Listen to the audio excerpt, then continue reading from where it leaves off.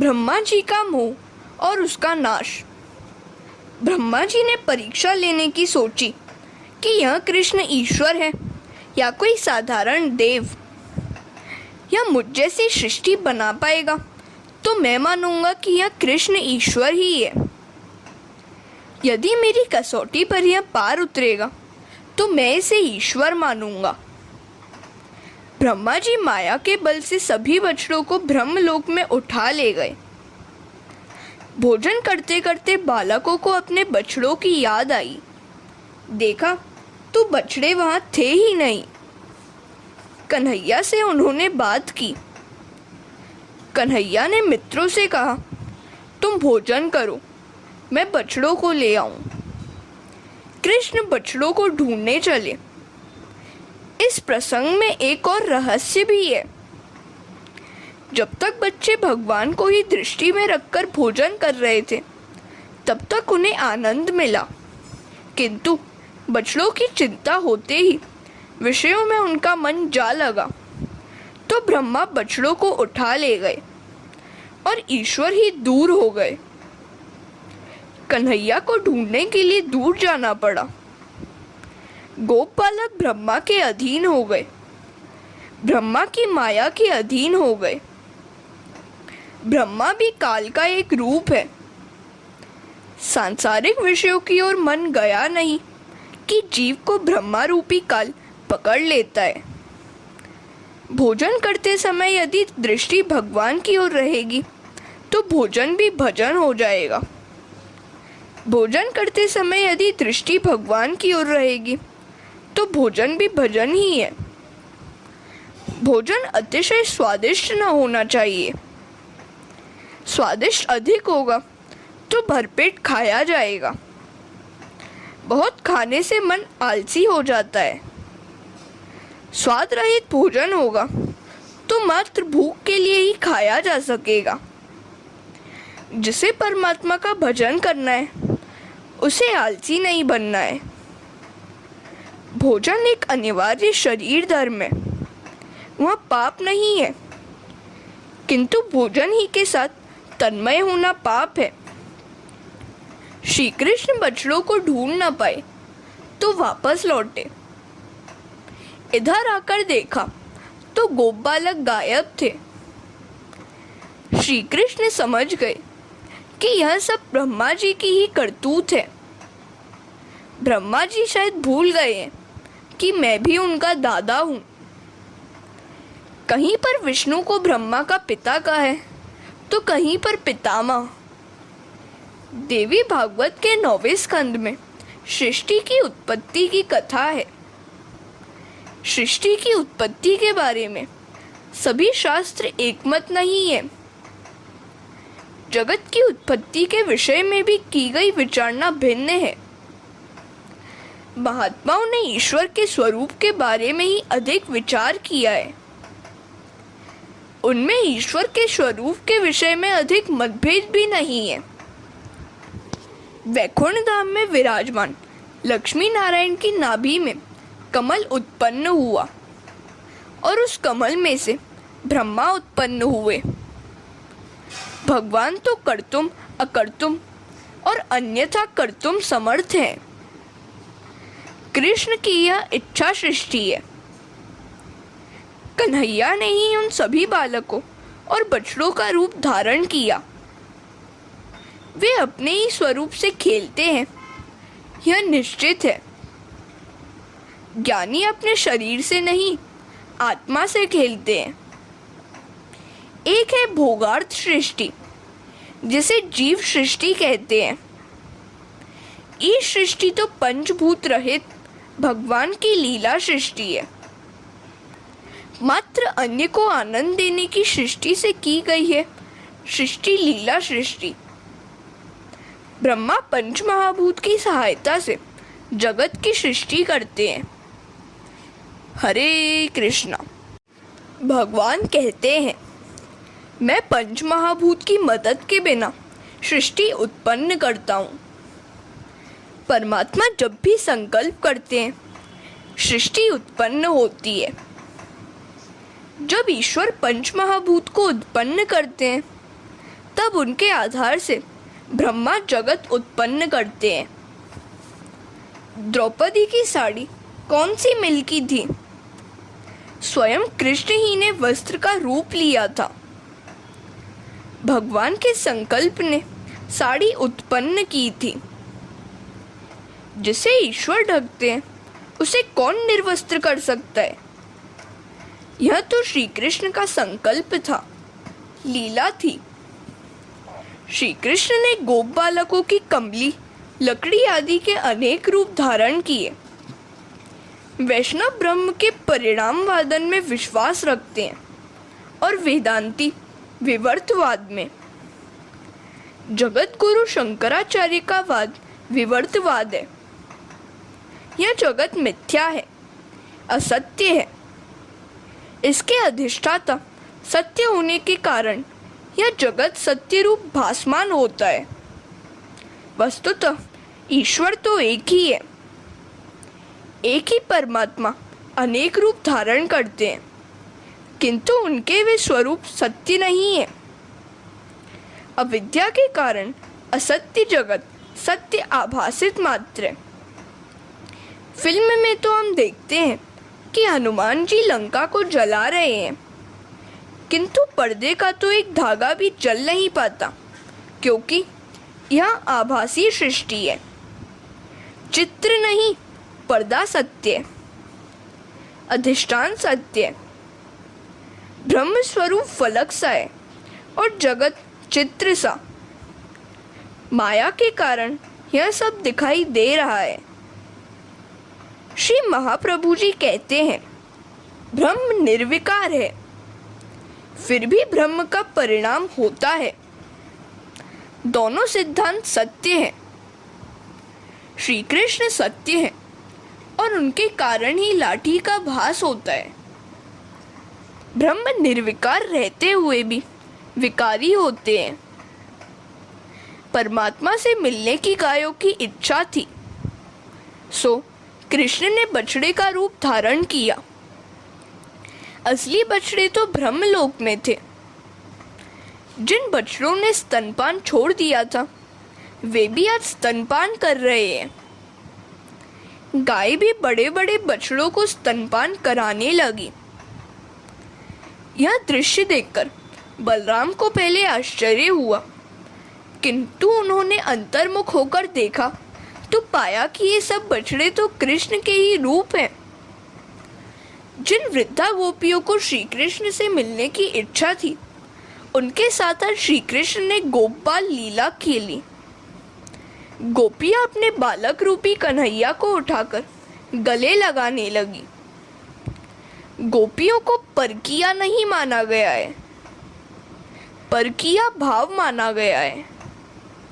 श्री कृष्ण सभी के पति हैं, सो गोपियों के भी पति हैं। इस दृष्टि से रासलीला में कोई भी गोपी परकिया नहीं थी। किसी संत ने कहा है कि व्रज और गोकुल में कोई परकिया नहीं है। कारण यह है कि प्रभु जब वत्स्य लीला कर रहे थे, तब ऋषि शांडिल्य ने आज्ञा की थी कि इस वर्ष भगवान श्री कृष्ण ने गोप बालकों का रूप धारण किया है, अतः यह समय बड़ा उत्तम है। सब अपनी अपनी कन्याओं का विवाह कर दें। तो सभी ने अपनी कन्याओं का विवाह उन गोप बालकों के साथ कर दिया, अतः सभी गोपियों का विवाह श्री कृष्ण के साथ ही हुआ। सो रासलीला में परकिया नारी का प्रश्न ही नहीं उठता है। श्री कृष्ण के लिए कोई भी स्त्री पर स्त्री नहीं थी। वे तो सभी के स्वामी हैं, सर्वेश्वर हैं। हरे कृष्णा। भगवान श्री कृष्ण ने बछड़ों और बालकों का रूप धारण करके गायों और वृद्ध गोपियों को ब्रह्म संबंध से लाभान्वित किया। सभी को ब्रह्म संबंधी ब्रह्मानंद का अनुभव कराया। भगवान श्री कृष्ण ने प्रसिद्ध वेद वाक्य सर्वम विष्णुमयम जगत को इस प्रकार आज चरितार्थ किया। नरसिंह मेहता ने भी गाया है, ब्रह्म लटकाम करे ब्रह्म पासे, सर्वम विष्णुमयम गिरोंग वदज सर्वस्वरूपो बभो। उस समय यह संपूर्ण जगत विश्व रूप है। यह वेद वाक्य मानो मूर्ति मंत हुआ। निज इच्छा निर्मित तनु ईश्वर है और कर्म निर्मित तनु जीव। भगवान ने इस प्रकार पूरे 1 वर्ष तक लीला की। भागवत ने व्रजवासियों की लीला के 4 प्रकार बताए हैं। रास लीला 4 है। वेणु गीत प्रसंग, कुमारिका गोपियों के साथ रास, यज्ञ पत्नी प्रसंग, विवाहिता गोपियों के साथ रास, गोवर्धन लीला, वृद्धा गोपियों के साथ रास, और सन्यासी प्रसंग, सन्यासिनी गोपियों के साथ रास। मुख्य रास लीलाएं इस प्रकार है, गोप बालकों के साथ, गायों के साथ और गोप युवतियों के साथ। अब रास का अर्थ भी देख ले। परमात्मा रस स्वरूप है। रसो वै स। इस रसरूप ईश्वर के साथ तादात्म्य होना ही रास है। परमात्मा से जीव का मिलन रास है। रसात्मक ईश्वर के साथ अभिन्न भाव होना, संबंध होना ही रास है।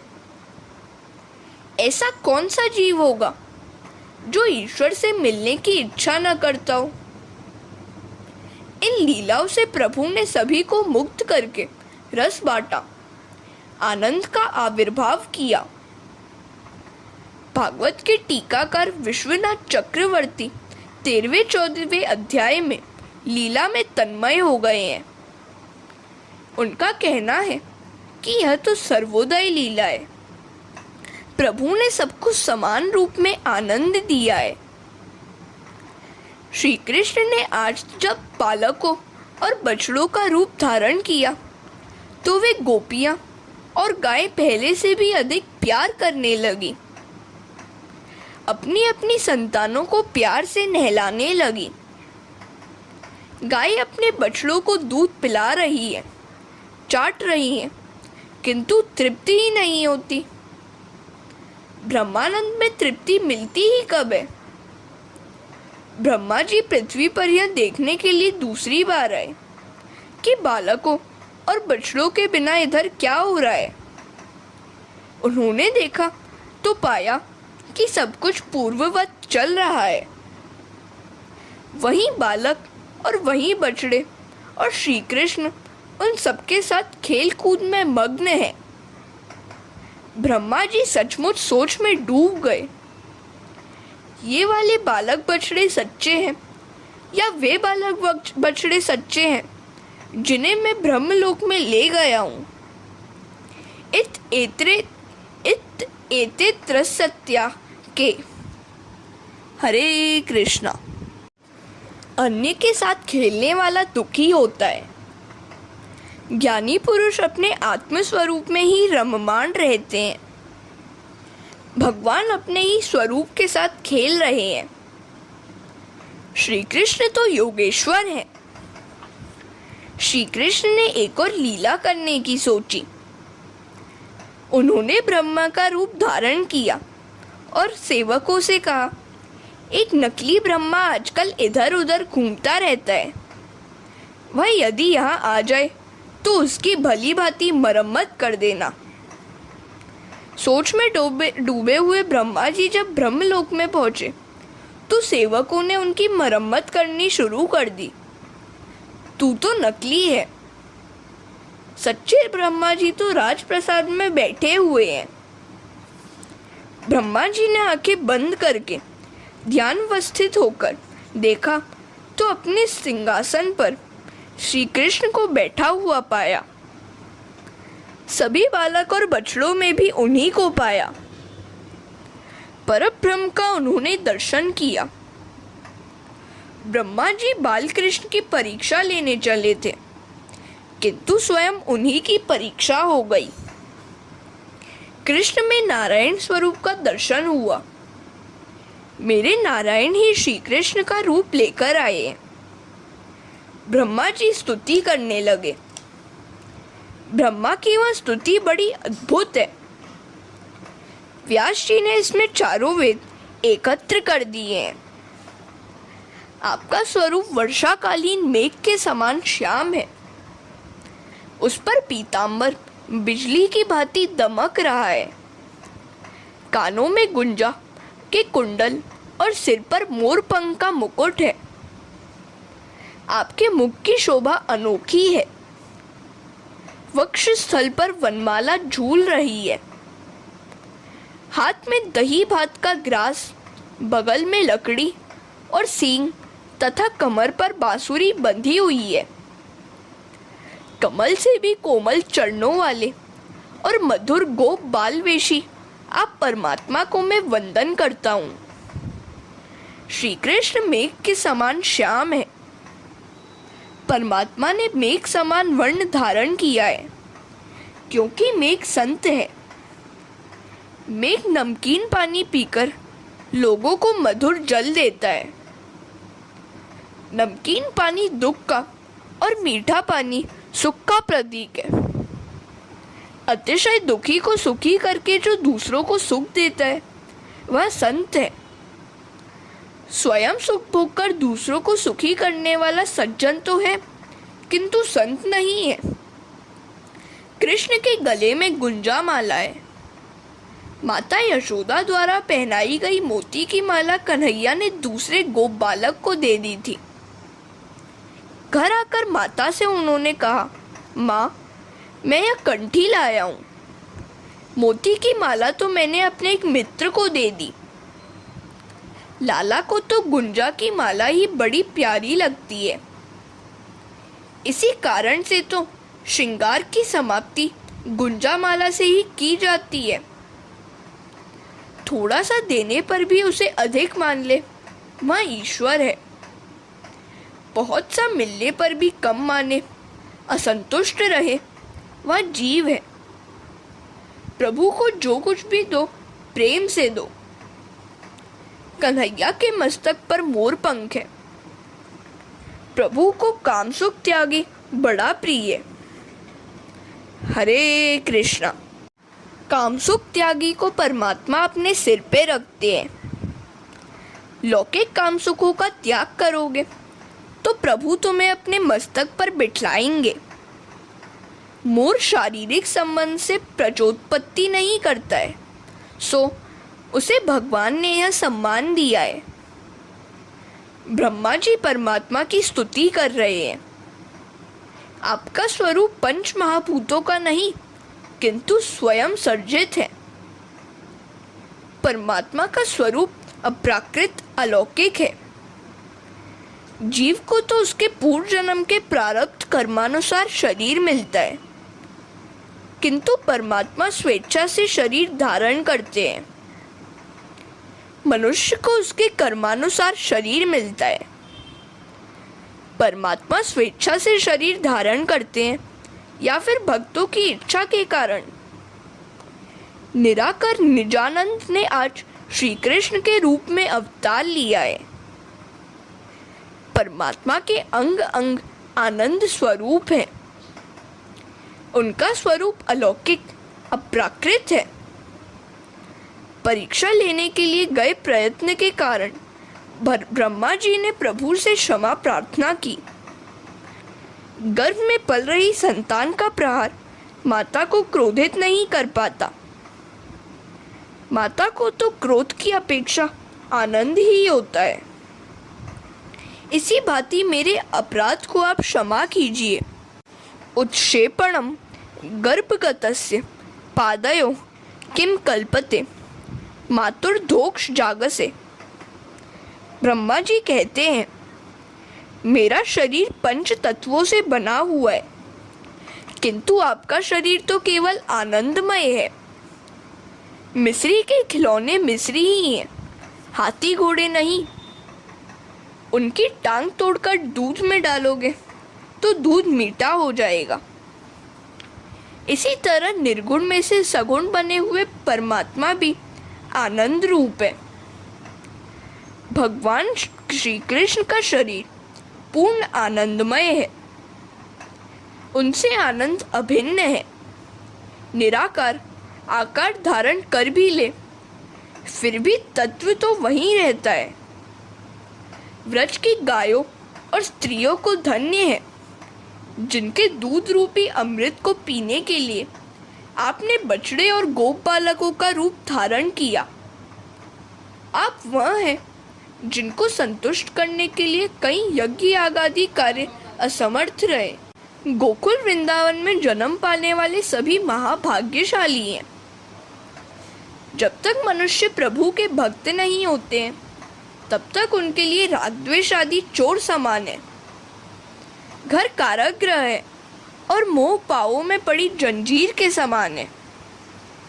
भक्त बनने के बाद ये सब मोक्षदाता बन जाते हैं।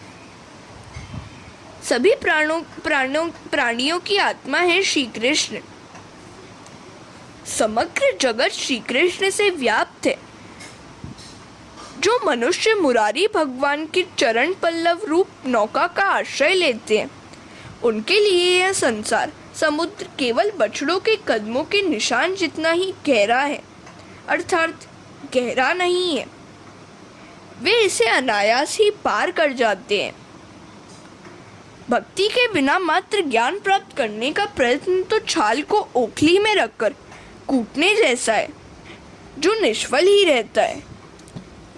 मात्र भक्ति ही मोक्षदायिनी है। हरे कृष्णा। ब्रह्मा जी ने वंदन और स्तुति करके क्षमा याचना की। ब्रह्मा जी ने भोजन में विक्षेप किया था, अतः स्तुति समाप्त होने पर भी श्री कृष्ण मौन रहे। किसी के भोजन और नींद में बाधा डालना पाप है। ब्रह्मलोक में नींद में सोए हुए बालक 1 वर्ष के बाद जागे। उन्होंने सोचा कि आज ही लीला हुई है। यह लीला 1 वर्ष तक चली, सो वे अघासुर वध की कथा अपनी माताओं को जल्दी कह न पाए। कुछ महात्मा इसे ब्रह्म मोह निवारण लीला कहते हैं। श्रीधर स्वामी ने इसे सर्वोदय लीला कहा है। जैसा आनंद यशोदा को दिया, वैसा ही आनंद गोपियों को, गोप बालकों को, गायों को और बछड़ों को भी श्री कृष्ण ने दिया। अतः यह सर्वोदय लीला है। साधना करने से चित्त शुद्धि होती है और बाद में ईश्वर की प्राप्ति। श्री कृष्ण परमात्मा का पूर्ण स्वरूप है, अतः सभी शक्तियों का प्राकट्य हुआ है। अन्य सभी अवतार अंशावतार हैं, किंतु राम और कृष्ण का अवतार पूर्ण है। नरसिंह अवतार में क्रिया शक्ति प्रकट हुई और ज्ञान शक्ति गुप्त रही थी। अन्य अवतारों में मात्र एक एक शक्ति प्रकट हुई थी और अन्य शक्तियां गुप्त रही थी। श्री कृष्ण ने प्रत्येक लीला में एक एक देव का पराभव किया। वत्स लीला में ब्रह्मा का अभिमान उतार दिया, गोवर्धन लीला में इंद्र का और रास लीला में कामदेव का पराभव किया। एक दिन कन्हैया कहने लगा, माँ, अब मैं बड़ा हो गया हूँ, गायों को चराने के लिए जाऊं? यशोदा ने कहा, अभी तो तू छोटा ही है, जरा और बड़ा हो जा, फिर अच्छा सा मुहूर्त देखकर मैं तुझे गोपाल बनाऊंगी। इतने में वहां शांडिल्य ऋषि का आगमन हुआ, तो यशोदा ने कन्हैया का जन्माक्षर देते हुए उसे गोपाल बनाने का मुहूर्त पूछा। तो ऋषि ने कार्तिक मास के शुक्ल पक्ष की अष्टमी का मुहूर्त दिया। कन्हैया उस दिन गोपाल बनने वाला था। उसे इतनी तो उतावली थी कि उसकी नींद भी गायब हो गई। माता, मुझे गायों से बड़ा प्यार है, मैं इनकी पूजा करूंगा। प्रातः काल में स्नान आदि से कन्हैया निवृत्त हुआ ही था कि शांडिल्य ऋषि आए। कन्हैया ने गायों की पूजा की तो उनको बड़ा आनंद हुआ, क्योंकि उनका स्वामी पूजा कर रहा था। गायों को फूल माला पहनाकर मिठाई खिलाई। गायों ने आशीर्वाद दिया, हमारे लाला की जय जयकार हो। यदि प्रभु ने संपत्ति दी हो तो गायों का पालन करो। आज के धनवान लोग घर में कुत्ते को पालते हैं और उन्हें अपने साथ मोटर में बिठाकर घुमाने भी ले जाते हैं। ऐसे लोगों के लिए यही कहेंगे कि वे अगले जन्म की तैयारी कर रहे हैं। कुत्ते से अति स्नेह किया जाएगा तो मृत्यु के समय उसमें वासना रह जाएगी और अगले जन्म में कुत्ते की योनि में जन्म लेना पड़ेगा। कुत्ते का तिरस्कार तो न किया जाए, उसे रोटी भी दी जाए, किंतु उसके पीछे पागल मत बनो। गायों में सभी देवों का वास है। गाय की सेवा करने से अपमृत्यु टल जाती है। उसकी पूजा करने का अर्थ है उसे भरपेट खिलाना पिलाना। तिलक भरकर देने से उसका पेट कैसे भरेगा? गाय तो व्रज भक्त है। हरे कृष्णा। एकनाथ जी महाराज ने भागवत में एक विनोद किया है। राम जी ने क्या क्या नहीं किया था। कई राक्षसों का वध किया, अनेक यज्ञ याग किए, प्रजा का भली भांति लालन पालन किया, किंतु वे राजा धीराज थे, सो गायों की सेवा न कर पाए। उनके मन में गौ सेवा की वास रह गई, अतः वे कृष्ण का अवतार लेकर गायों की सेवा करने आए। अर्थात राम और कृष्ण एक ही है। प्रातः काल में ब्राह्मणों ने आकर गणपति की पूजा करवाई। कृष्ण पूर्ण पुरुषोत्तम है, अतः धर्म की सभी मर्यादाओं का पालन करते हैं। गायों की पूजा करके उन्होंने प्रदक्षिणा की। यह तो श्री कृष्ण की पौगंड्रावस्था है। शांडिल्य ऋषि की आज्ञा होने पर कन्हैया ने माता को प्रणाम किया। यशोदा की आंखों से हर्षाश्रु टपक पड़े। कन्हैया ने रोने का कारण पूछा तो यशोदा ने कहा, तू सुबह से गायों को लेकर वन में जाएगा और शाम को लौटेगा। तेरे मनोहर चेहरे को देखे बिना मेरा सारा दिन कैसे बीतेगा? जब जीव ईश्वर के बिना एक भी क्षण जी न सके और ऐसी स्थिति पर पहुंचे, तब ईश्वर शीघ्र ही उसकी गोद में आते हैं। यशोदा ने कन्हैया को जूते पहनाने चाहे तो उसने इनकार करते हुए कहा, मैं गोपाल हूँ, गायों का सेवक हूँ, और सेवक कभी जूते पहन सकता है क्या? यशोदा ने कहा, बेटा गाय तो पशु है। कन्हैया ने कहा, माँ ऐसा कभी मत कहना। गाय पशु नहीं, हम सबकी माता है। उसमें सभी देवों का वास है। मैं तो गायों का सेवक हूँ।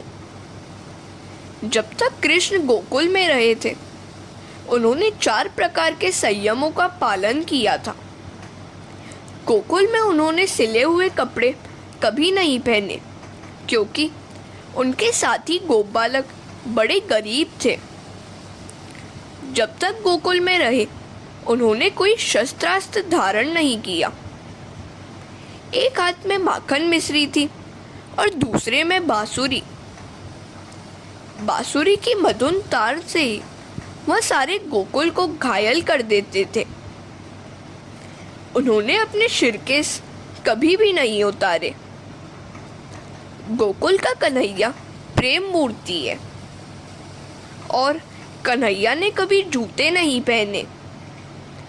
श्री कृष्ण ने गायों की जैसी सेवा की, वैसी न तो कोई कर सका है और न कोई कर पाएगा। गायों को खिलाने पिलाने के समय उसने कभी कुछ खाया पिया तक नहीं था।